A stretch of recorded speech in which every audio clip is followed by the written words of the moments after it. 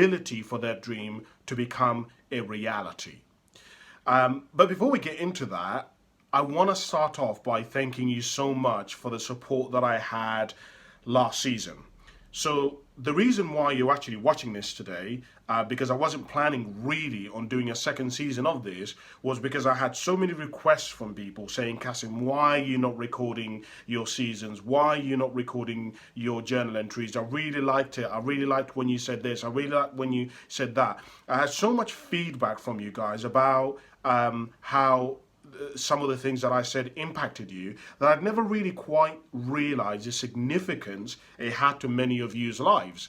And so I really want to thank you so much for the support, really, because, and I guess this is really going to go into the first thing that I want to talk to you about. You know, when I first started journal entries really started with a desire for me to share with you, to basically inspire you guys to start to do your own journaling. And the reason why I wanted to do that is because I came to the realization that the reality of life was that the average person simply is not ever going to get themselves to a position where they have high influence, or they're in a position of political power or influence, or or they have huge assets and wealth at their disposal to be able to pass on to the next generation, right? Now, you might say, well, Cassim, that's a bit of an unfair statement for you to say.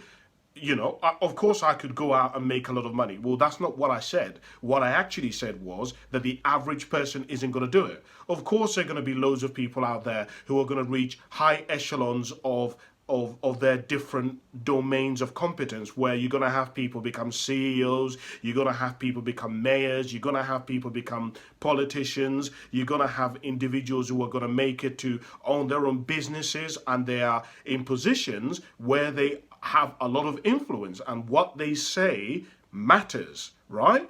A lot of people, and again, you tell me if I'm wrong here, but the reality is that a lot of people in life are not in positions where they have huge amounts of wealth at their disposal. If you look around at the world, there's not many millionaires, there's not many gazillionaires, there's not many multimillionaires and billionaires. Now, of course, these people exist, but the average person is not one of them.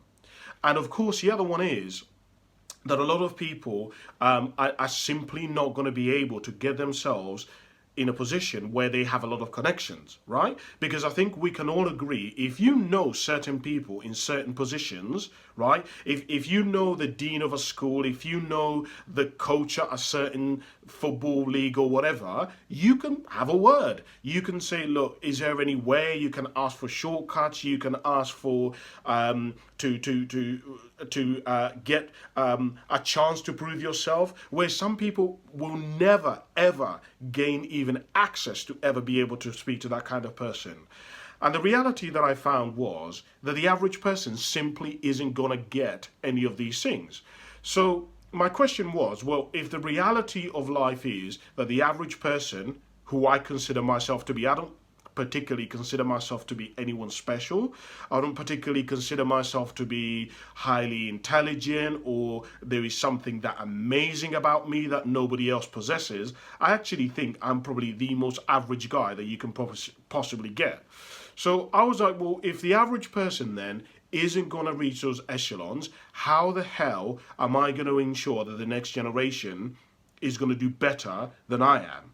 Because I don't know, you tell me if I'm wrong here, but my observation about today's society and the way the world is at the moment is that the next generation are in crisis. The next generation, those kids at the moment who are kind of 17, 16, to me, in my opinion, I think are going to need more leadership. They're going to need more guidance than any other previous generation.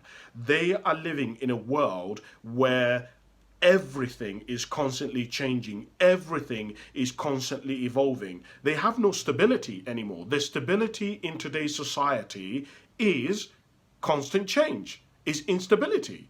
And so I was like, well, how in the world, if I am struggling to save money to be able to pay my rent, how difficult is it going to be for the next generation?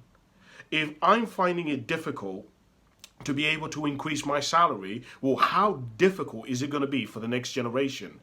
And so I was thinking, okay, well, how in the world then can I help the next generation?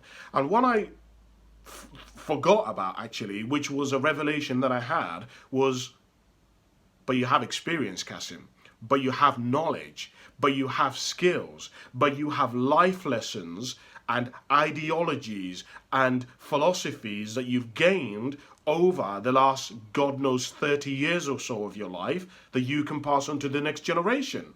Hold on a minute, Cassim. There's some things that you've done in your life that if you could tell somebody else not to do them, it would improve the quality of your life. For example, one of the things that I found out, which has been a revelation for me, was to save the same amount of money every single month, right? I have discovered that you are more likely to save money every single month if you save the same amount. It doesn't even matter whether it's £10, but if you say every single month you are going to save £10, and every single month, that is it, you do it, guess what? You are more likely to actually save money if you do that than if you say, okay, this month I'll save 50, this month I'll save 100, this month I'll save 150, this month I'm going to save 400. In other words, what I discovered was that consistency is better than intensity. And I was like, wait, if I told that to the next generation, if I told that to my brother, if I told that to my children, if I told that to some of my friends' children, that can really make a difference in their life, right? In other words, the ability to think long term, the ability to plan things and then consistently keep actually executing on the plan over the long haul means that you will end up becoming more successful than the other person who are intense and do kind of the whole rabbit and the hare thing, right? The rabbit and the tortoise parable thing, right? So then I realized, okay, well, that means other people can also be able to do this.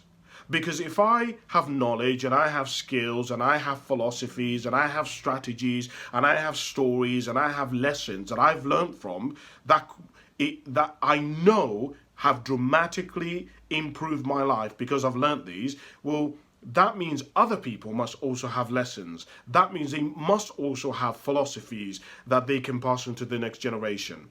So what I started doing was I started writing down some of the sort of lessons and the principles that I had discovered in my life that seemed to work, right? And one of those was to start journaling.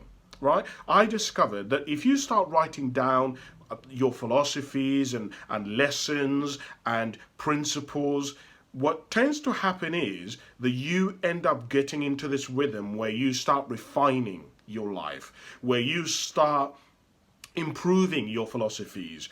And if you start doing that over a long period of time, what eventually you start to do is you begin to get better, because you start saying, well, I know that one doesn't work and I know this one does work. And all of a sudden, you actually start becoming more effective. Because here's what I've discovered about life.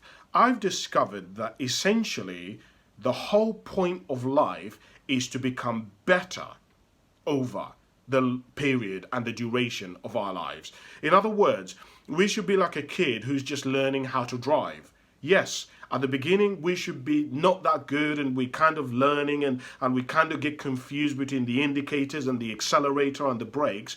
But over a period of driving for 10, 15, 20 years, we should become better drivers.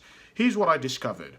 I discovered that whilst change is automatic, growth isn't.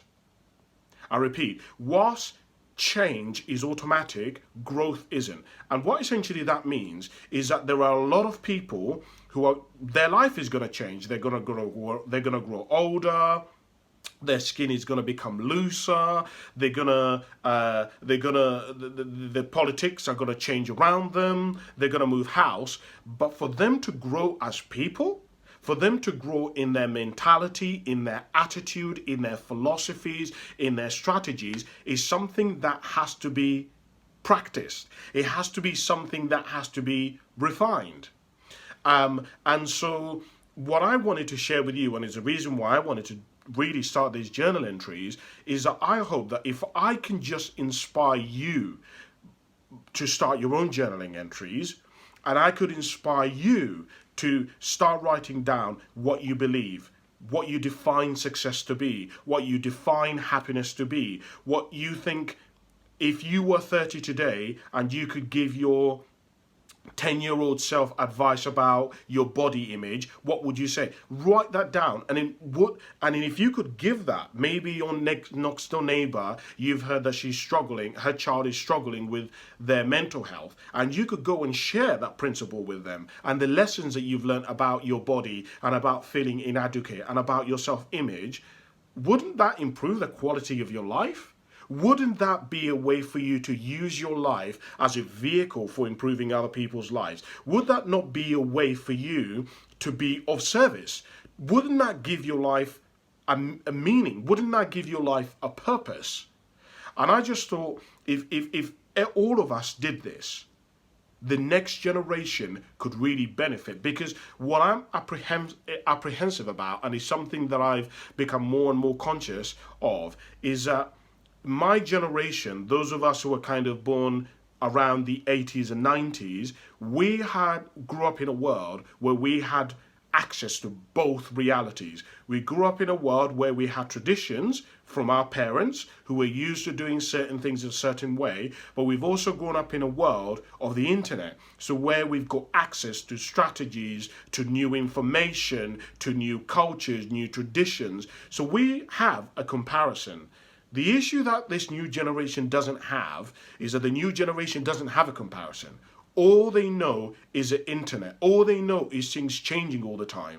And as a result, they don't have grounding. They don't have a stability. They don't have a home. They don't have roots. They don't have a place where they can say, see, my family wouldn't do that. My mum said that I shouldn't really do that. Because we live in this world where at the moment there are no concrete anything, right? There are no rules about that are concrete about anything anymore. Everything is constantly evolving and changing, and it is being expanded, and everything is being redefined, and so no one knows anything. No one knows anything for certain. And so what I wanted to firstly start off today's episode by sharing with you is that if you will begin to write down what you believe, write down what you stand for, define what success is, write down what you've learned, and pass it on to the next generation, you don't have to be a millionaire. You don't have to reach high echelons of life. You don't have to become a politician, a CEO. You don't have to become a mayor. You can use your life, your experiences, your lessons, your knowledge to help the next generation, to serve the next generation so that they hopefully can become higher, fuller expressions of who they're capable of becoming. So that's the first lesson that I wanted to share with you, the first thing that I was thinking about, and I really wanted to get this series off to a start with. The second thing that I wanted to share with you is I wanted to talk a little bit about the fact that you've got to